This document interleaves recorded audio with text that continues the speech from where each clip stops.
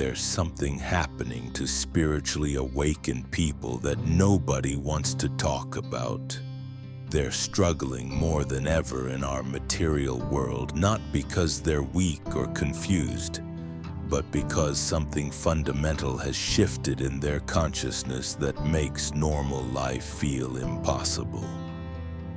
Carl Jung saw this coming decades ago.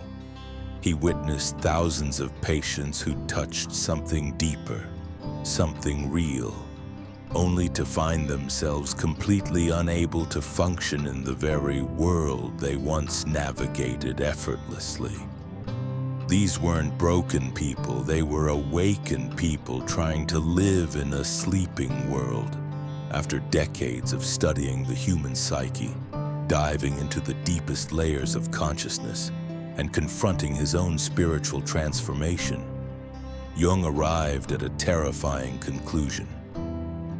The modern material world isn't just indifferent to spiritual awakening, it's actively hostile to it.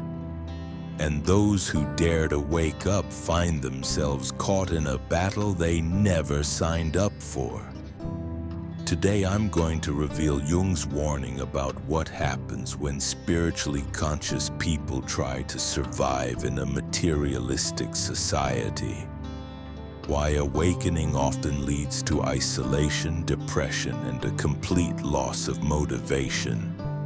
And why the very qualities that make someone spiritually mature make them psychologically vulnerable in our current world. If you've experienced a spiritual awakening and found life becoming harder, not easier, Jung would say you're not going backwards. You're experiencing something documented in patient after patient.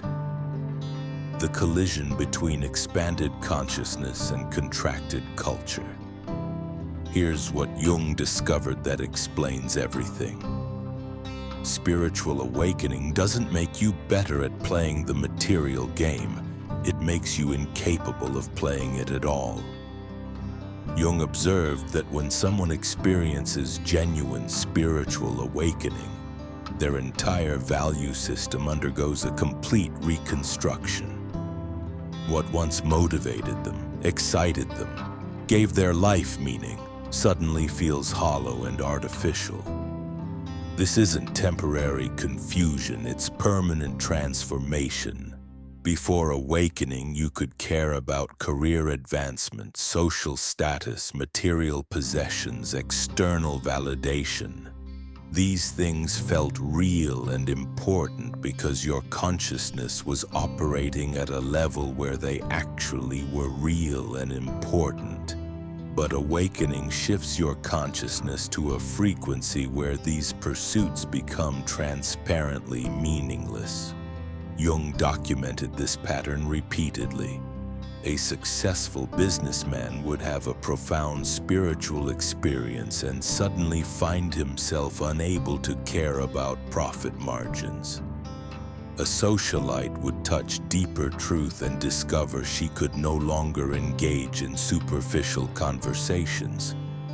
An ambitious professional would expand their consciousness and lose all interest in climbing corporate ladders.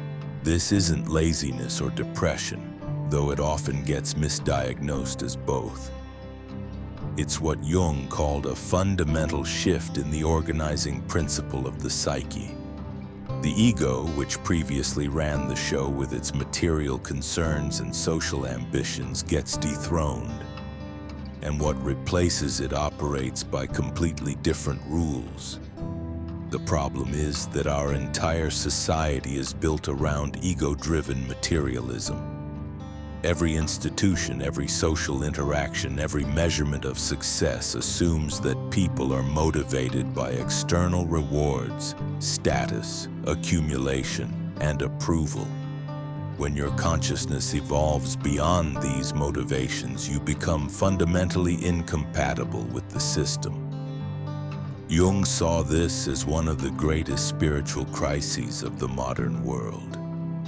We've created a civilization that rewards the very psychological patterns that prevent awakening. while punishing the consciousness that emerges after awakening.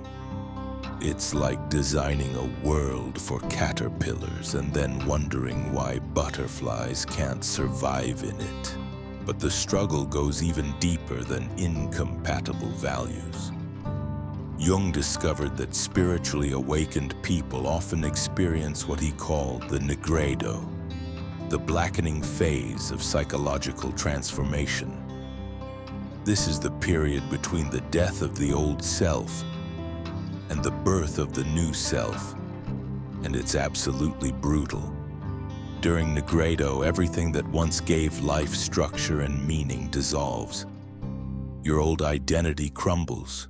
Your previous sources of motivation disappear. Your familiar ways of relating to others become impossible. You're no longer who you were, but you haven't yet become who you're meant to be.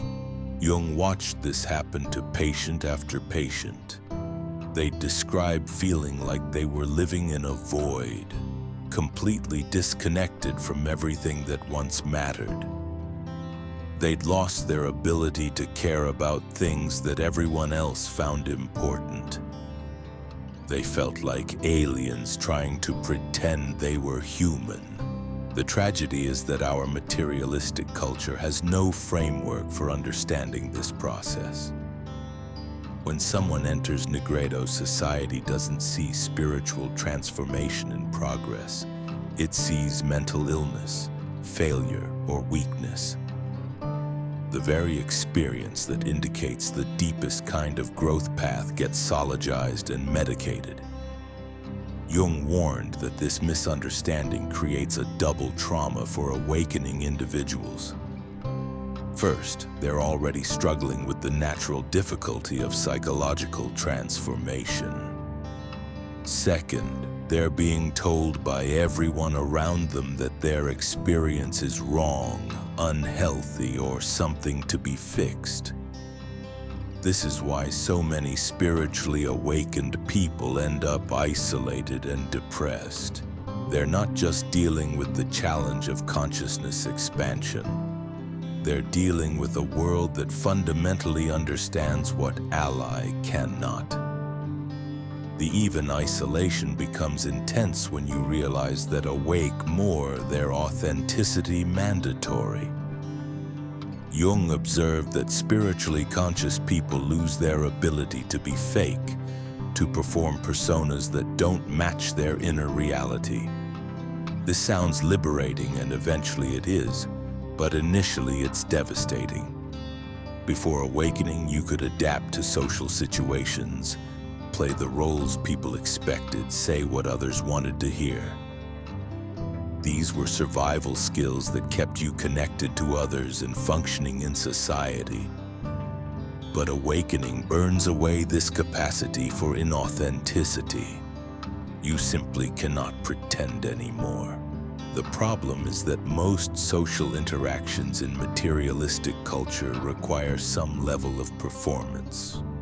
Professional networking, family gatherings, casual friendships, romantic dating, all of these involve presenting versions of yourself designed to meet others' expectations. When you lose the ability to do this, you lose access to most forms of human connection. Jung documented how this played fine lives. They'd themselves unable and smalled out in his patience to engage talk because it felt meaningless. They'd struggle in environments, work that required them to care about things they couldn't care about. They'd lose friendships because they could no longer pretend to be interested in conversations that felt superficial. This creates a cruel paradox. The very awakening that should connect you to everything instead disconnects you from everyone. The consciousness that should bring joy instead brings loneliness. The spiritual growth that should make life easier instead makes it nearly impossible. What makes this even more challenging is that the awakened person often can't explain their experience to others in ways that make sense. How do you tell someone that success feels meaningless when they're working desperately to achieve it? How do you explain that material possessions feel empty when they're the foundation's identity? Jung found of someone like they were speaking that awaked individuals often felt different language, operating from a different reality, seeing through illusions that others still believed were real. This created not just loneliness, but a profound sense of alienation from the human experience itself. The material world doesn't just ignore spiritual consciousness, it actively punishes it. Our economic system rewards competition, accumulation, and self-interest. Our social systems reward conformity, performance, and external achievement. Our cultural values celebrate material success, status symbols, and individual advancement. Every single one of these rewards feels hollow or even repulsive to someone whose consciousness has expanded beyond material concerns. It's like trying to get excited about monopoly money when you've discovered real gold. The awakened person sees the entire game as fundamentally meaningless, but they still have to live in a world where everyone else is playing it desperately. This is Jung's warning. Spiritual awakening in a materialistic world isn't just difficult, it's a setup for psychological crisis. The very transformation that should liberate the soul instead traps it in a reality that cannot accommodate its expanded awareness. But Jung also saw something else in his deepest patience. Those who survived this collision between awakened consciousness and material culture didn't just adapt. They transformed. They found ways to live authentically in an inauthentic world, to maintain their spiritual awareness while navigating material reality. They discovered what Jung called the path of conscious participation. Instead of rejecting the material world entirely or trying to force themselves back into unconscious materialism, they learned to engage with both dimensions simultaneously. They found ways to honor their expanded awareness while still functioning in practical reality. Jung observed that this integration process required developing what he termed psychological bilingualism. These individuals learned to speak the language of spirit in their inner, discuss quarterly the language of matter in their outer interactions world while speaking. They could meet while maintaining of the deep of business awareness earnings in meaninglessness of such concerns. They could engage in social conversations while holding space for the profound loneliness of human separation. This wasn't spiritual bypassing or compartmentalization. It was conscious embodiment of paradox. They lived with full awareness that everything they were doing was simultaneously completely important and completely meaningless. They participated in the material world without being consumed by it, engaged without being enslaved. But Jung warned that reaching this level of integration often takes years, sometimes decades. And during that time, the awakened individual remains vulnerable to what he called spiritual homelessness. They no longer belong to the unconscious masses, but they haven't yet found their place among the consciously awakened.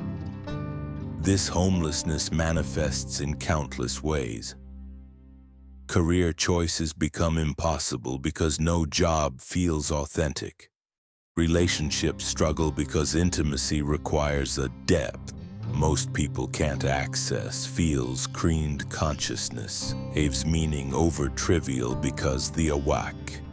Entertainment stimulation, Even basic social interactions become exhausting because they require constant translation between dimensions of reality.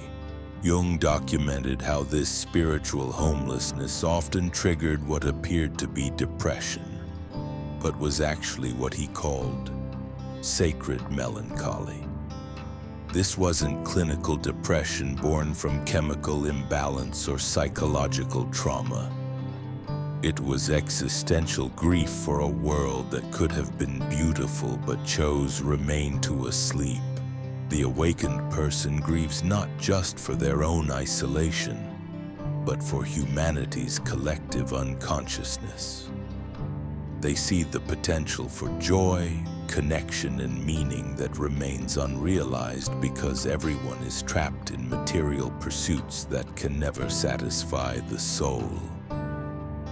They mourn the conversations that never happen, the relationships that never deepen, the experiences of transcendence that remain forever out of reach for those still chasing external validation.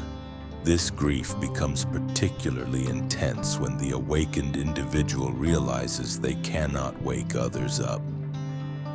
Jung observed that conscious people often go through a phase of missionary zeal, desperately trying to share their insights with family, friends, and colleagues. They believe that if they can just explain what they've seen, others will naturally want to see it too. But Jung discovered that consciousness cannot be transferred through explanation. It can only be earned through individual psychological work that most people are not ready or willing to undertake. The awakened person watches helplessly as loved ones continue making choices that perpetuate their suffering, pursuing goals that will never fulfill them, engaging in patterns that keep them trapped in unconscious cycles. This realization often triggers what Jung called the hermit phase. The awakened individual withdraws not from arrogance but from energetic necessity. Being around unconscious people becomes literally draining because their expanded awareness makes them sensitive to psychological dynamics that others can't perceive. They feel every projection, every unconscious manipulation, every shadow operation happening in social interactions. What others experience as normal human behavior, they experience as psychological violence. Not because others are intentionally harmful, but because unconscious people are constantly leaking their unprocessed material onto everyone around them. Jung found that many awakened individuals had to drastically reduce their social contact to preserve their psychological equilibrium. They couldn't attend family gatherings because the unconscious dynamics were overwhelming. They couldn't maintain friendships based on shared complaints or superficial interests. They couldn't participate in workplace cultures built on gossip, competition, and ego validation. This withdrawal often gets interpreted by others as antisocial behavior, depression, or spiritual arrogance. Family members feel rejected, friends feel abandoned, colleagues assume something is wrong. But Jung recognized this withdrawal as a necessary stage in the individuation process, a psychological cocoon phase where the awakened consciousness could develop without being constantly pulled back into unconscious patterns. The challenge is that modern materialistic culture has no patience for cocoon phases. Everything must be productive, visible, and immediately understandable. The idea that someone might need to disappear from society for months or years to undergo psychological transformation is completely foreign to a culture obsessed with constant activity and external achievement. Jung watched as patient after patient struggled with guilt about their need for solitude, their inability to maintain normal social connections, their loss of interest in conventional success markers. They felt like failures because they couldn't force themselves to care about things that no longer resonated with their expanded consciousness.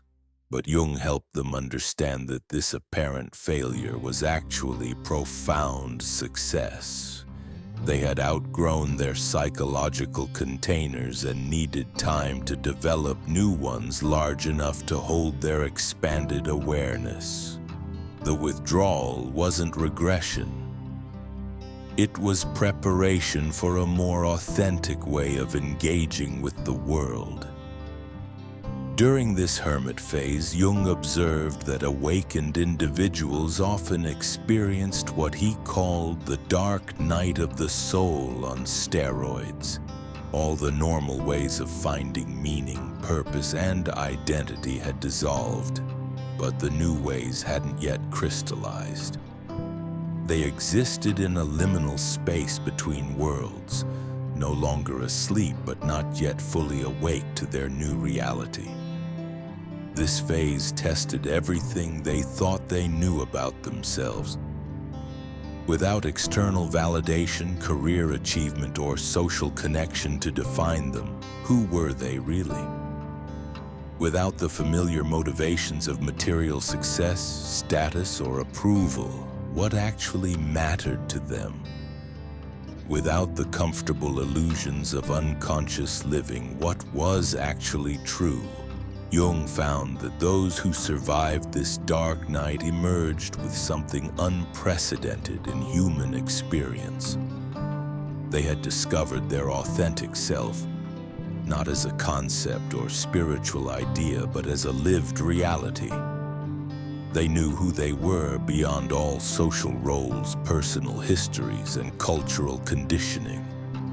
They had found the part of themselves that existed independent of external circumstances. This authentic self operated by completely different principles than the ego they had previously identified with.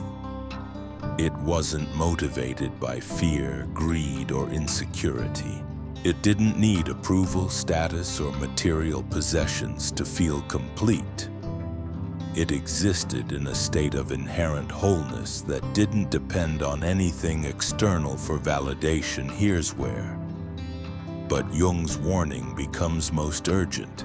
Having discovered this authentic self, these individuals still had to figure out how to live in a world designed for egos.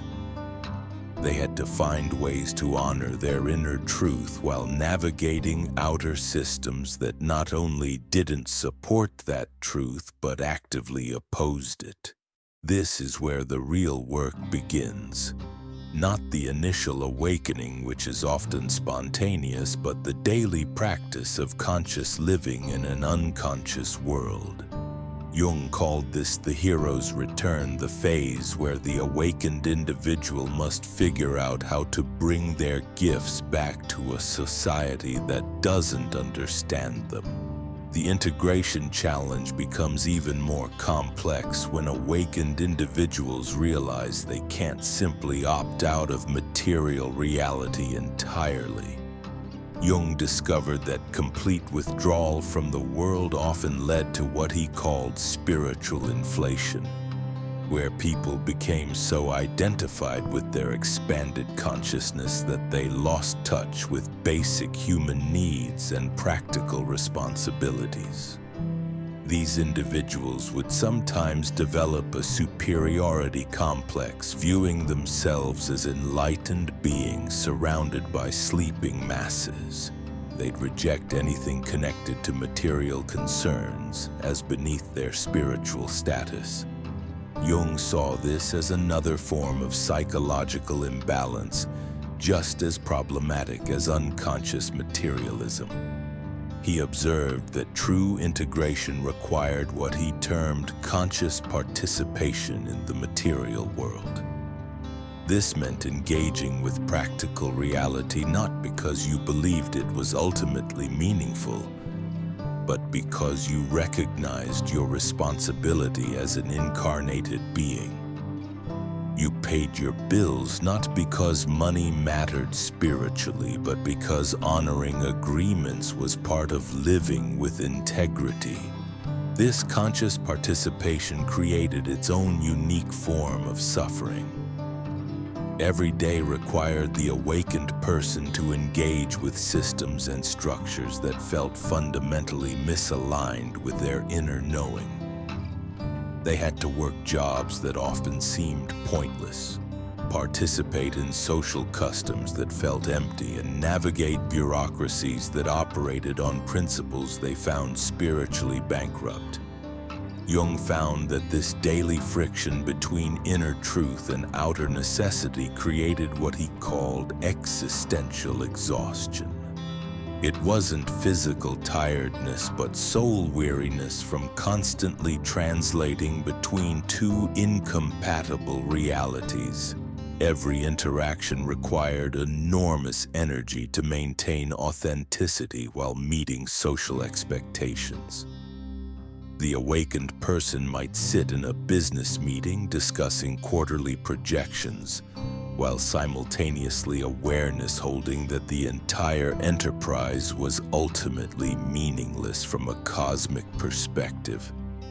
They'd attend family gatherings and engage lovingly with relatives while feeling the profound loneliness of being the only one awake in the room. They'd participate in cultural celebrations while recognizing the unconscious patterns being perpetuated through these rituals. This double consciousness, Jung discovered, often manifested as chronic fatigue that medical professionals couldn't explain. Patients would undergo extensive testing only to be told nothing was physically wrong. But Jung understood that maintaining two levels of awareness simultaneously was enormously draining on the psyche. The fatigue wasn't just from the extra mental effort required. It came from the constant grief of living in a world that could be so much more beautiful if people were willing to wake up. Every unconscious interaction was a reminder of humanity's unrealized potential. Every materialistic pursuit was evidence of souls searching for meaning in the wrong places. Jung noticed that many awakened individuals developed what appeared to be social anxiety but was actually spiritual sensitivity. They could feel the unconscious material swirling in group settings, the unprocessed emotions, the shadow projections, the ego competitions. What others experienced as normal social energy felt chaotic and overwhelming to their expanded awareness. Large gatherings became particularly challenging. The awakened person would walk into a party or conference and immediately sense all the psychological dynamics playing out beneath the surface conversations. They'd feel every insecurity, every manipulation, every desperate attempt at connection through performance rather than authenticity. This sensitivity extended to media consumption as well. Movies, television shows, news programs, and social media platforms designed to appeal to unconscious minds often felt jarring or even painful to awakened consciousness. The constant stimulation, artificial drama, and manipulation of emotions that entertained others felt like assault to their nervous systems. Jung observed that many of his awakened patients had to radically alter their media diet, avoiding most mainstream entertainment and news sources. They couldn't tolerate the psychological violence of programming designed to keep people unconscious, afraid, and consuming. What society considered normal information intake felt toxic to their expanded awareness. This created another layer of isolation. They couldn't participate in the shared cultural experiences that bonded others together. They hadn't watched the popular shows everyone was discussing. They weren't following the news stories, conversations that dominate. They couldn't relate to the cultural references that created instant connection among unconscious people. Jung documented how this cultural disconnection often triggered identity crises in awakened individuals.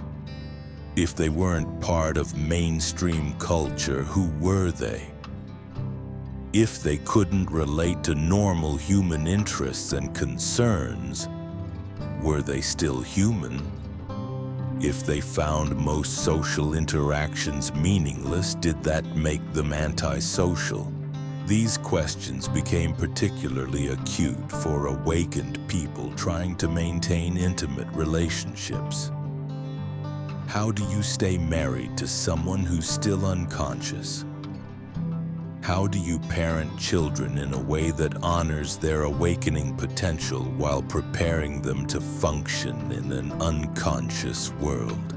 How do you maintain friendships when your consciousness operates at fundamentally different levels? Jung found that many awakened individuals went through a phase of trying to wake up their loved ones, often with disastrous results. They'd share insights that felt earth-shattering to them but seemed weird or threatening to others. They'd point out unconscious patterns in family dynamics and be accused of being judgmental or superior. They'd suggest alternatives to materialistic pursuits and be told they were being unrealistic. The resistance they encountered wasn't just intellectual disagreement. Jung recognized it as psychological defense mechanisms protecting people's unconscious identities. When someone's entire sense of self is built around external achievements and social roles, questioning those foundations feels like an attack on their existence. The awakened person's very presence often triggered unconscious people's deepest insecurities. Without trying to be superior or judgmental, their authentic way of being reminded others of their own inauthenticity. Their lack of interest in status competitions highlighted others' desperate need for validation. Their genuine contentment exposed others' chronic dissatisfaction. Jung observed that this dynamic often led to what he called consciousness persecution. The awakened individual would find themselves increasingly excluded from social groups, passed over for promotions, or subjected to subtle forms of psychological aggression, not because they had done anything wrong, but because their consciousness made others uncomfortable. This persecution rarely took obvious forms. It was more subtle, involving social isolation, professional marginalization, or family dynamics that pressured them to return to unconscious patterns. People would say things like, "You've changed," or "You used to be more fun," or "You're taking things too seriously." These comments carried implicit demands to return to their previous unconscious state. Jung recognized that this social pressure to remain unconscious was one of the most powerful forces preventing human psychological evolution. The collective unconscious had a vested interest in maintaining itself, and it used social mechanisms to discourage individual awakening. Anyone who started to wake up faced enormous pressure to go back to sleep. This pressure was particularly intense in family systems, where one person's awakening could destabilize unconscious dynamics that had been in place for generations. The awakened family member would stop participating in familiar patterns of blame, drama, or dysfunction. which forced others to confront their own roles in maintaining these patterns. Jung found that awakened individuals often had to make extremely difficult choices about family relationships. Some discovered they could maintain loving connections while refusing to participate in unconscious dynamics. Others found that any contact with family members who remained unconscious was so draining or triggering that they had to limit or end these relationships entirely. These decisions carried enormous guilt and grief. Society teaches that family relationships should be maintained regardless of their psychological impact. But Jung understood that sometimes protecting one's consciousness required creating boundaries that others interpreted as rejection or abandonment. The professional world presented similar challenges, but with the added pressure of economic survival. Many awakened individuals found themselves unable to continue in careers that required them to compromise their integrity or participate in systems they recognized as fundamentally harmful. But walking away from financial security in service of spiritual authenticity often seemed impossible. Jung worked with numerous patients who felt trapped between economic necessity and spiritual integrity. They needed income to survive, but couldn't tolerate jobs that required them to betray their values or contribute to collective unconsciousness. They wanted to find meaningful work, but discovered that most available positions were embedded in materialistic systems that felt spiritually toxic. Some found creative solutions, developing new career paths that aligned with their expanded consciousness. They became therapists, artists, spiritual teachers, or entrepreneurs, creating products and services for other awakening individuals. But these transitions often required years of financial instability and social uncertainty. Others learned to maintain conventional jobs, while finding ways to bring consciousness to their work environments. They became sources of authentic presence in unconscious workplaces, offering genuine connection to colleagues who were hungry for something real. They found ways to serve others through their professional roles while maintaining internal detachment from the ultimateness of their tasks' meaning.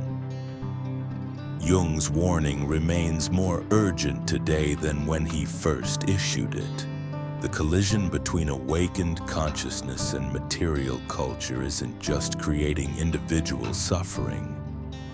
It's revealing the fundamental unsustainability of our current civilizational model. Those who struggle after awakening aren't broken. They're the canaries in the coal mine of collective consciousness, showing us that something profound needs to change. If you're one of these struggling awakened souls, remember that your inability to function normally in an abnormal world isn't pathology, it's clarity. Your loss of motivation for meaningless pursuits isn't depression, it's wisdom. Your isolation from unconscious people isn't antisocial behavior, it's energetic self-preservation. And your grief for humanity's unrealized potential isn't despair, it's love. The path forward isn't to force yourself back into unconscious patterns or to escape the material world entirely. It's to learn what Jung called conscious participation, the art of engaging authentically with inauthentic systems while maintaining your inner truth. This integration process is perhaps the most challenging spiritual work any human can undertake, but it's also the most necessary. Jung believed that individuals who successfully navigate this integration become what he termed cultural bridges. people who can translate between the world of spirit and the world of matter. They don't abandon their awakened consciousness to fit into society, nor do they abandon society to preserve their consciousness. Instead, they learn to hold both realities simultaneously, becoming living examples of what's possible when spiritual depth meets practical engagement. These bridge people often work quietly, touching individual lives rather than trying to transform entire systems. They might be the therapist who sees their clients' souls rather than just their symptoms, the teacher who nurtures awakening in their students while still meeting educational requirements, the business owner who prioritizes purpose over profit while remaining financially viable, or the parent who honors their children's authentic nature while preparing them for an unconscious world. Jung understood that cultural transformation happens one consciousness at a time, not through mass movements or institutional changes. Each person who learns to live authentically in an inauthentic world creates a small pocket of possibility, a demonstration that there's another way to be human. But Jung also warned that this work requires enormous patience and compassion, both for yourself and for the unconscious world around you. The integration process can take decades, and there will be times when you'll question whether it's worth the struggle. There will be moments when returning to unconscious patterns seems infinitely easier than maintaining authentic presence in a world that doesn't understand it. During these dark moments, Jung would remind you that your struggle isn't just personal. It's evolutionary. You're participating in humanity's slow awakening from the dream of materialism. Your refusal to find meaning in meaningless pursuits is helping to birth a new form of human consciousness. Your insistence on authenticity in a world of performance is creating space for others to be real. The spiritual homelessness you feel isn't permanent. Jung observed that awakened individuals eventually find their tribe, not through shared beliefs or practices, but through shared depth. You'll recognize others who've been through the nigredo, who've survived the collapse of ego-based identity, who've learned to live from their authentic self rather than their persona. These connections, when they happen, are unlike anything experienced in unconscious relationships. They're based on genuine seeing rather than projection, authentic sharing rather than performance, real intimacy rather than need fulfillment. They demonstrate what human connection could be if everyone were willing to do the work of awakening. Jung's ultimate message to struggling awakened souls is this: your pain has purpose, your isolation is temporary, and your consciousness is desperately needed in a world that doesn't yet know how much it needs you. The very qualities that make you unable to function normally are the qualities that will eventually help transform what normal means. Don't try to go back to sleep. The world needs people who are awake, even if it doesn't know how to welcome them yet. Your job isn't to make unconscious people comfortable with your consciousness. Your job is to learn how to be fully yourself in a world that's still learning how to be fully human. The struggle between awakened consciousness and material culture isn't ending anytime soon. If anything, it's intensifying as more people experience spiritual awakening in a world that remains stubbornly materialistic. But Jung believed that this friction is necessary. that the creative tension between consciousness and unconsciousness is what drives human evolution forward. You're not just surviving this collision between worlds. You're pioneering a new way of being that future generations will inherit. Every moment you choose authenticity over performance, meaning over materialism, presence over productivity, you're creating a small crack in the consensus reality that keeps humanity trapped in unconscious patterns. Jung would want you to know that your struggle is sacred, your pain is purposeful, and your persistence is helping to birth a new form of human consciousness. The material world may not understand you yet, but it needs you more than it knows. Keep going. The future depends on people like you who refuse to go back to sleep even when staying awake feels impossible.